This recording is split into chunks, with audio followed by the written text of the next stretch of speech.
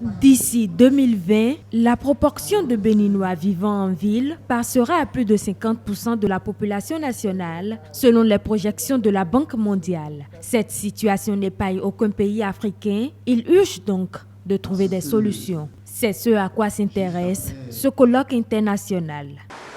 Le LATED, que j'ai laissé honneur de diriger, est l'un des plus jeunes et dans la mise en œuvre de ces objectifs, a initié le présent colloque international qui se veut être un creuset d'échange, de partage.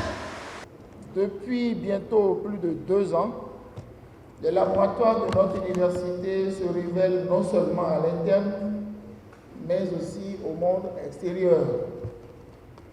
Cela traduit notre ambition de voir les acteurs de l'université prendre davantage place aux côtés des décideurs pour plus d'efficacité et de cohésion au service du développement.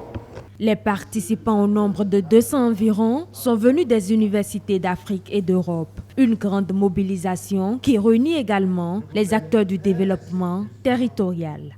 Les économies d'agglomération restent encore faibles et davantage contrariées par la vulnérabilité des villes au changement climatique.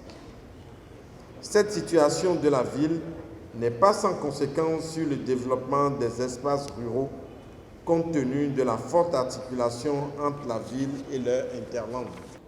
Je me réjouis de constater que cette première édition du colloque du LATED a réuni une grande diversité de participants venus d'ici et d'ailleurs. J'ai l'intime conviction que des discussions et échanges en plénière et en atelier sortiront des propositions novatrices à la hauteur de nos attentes.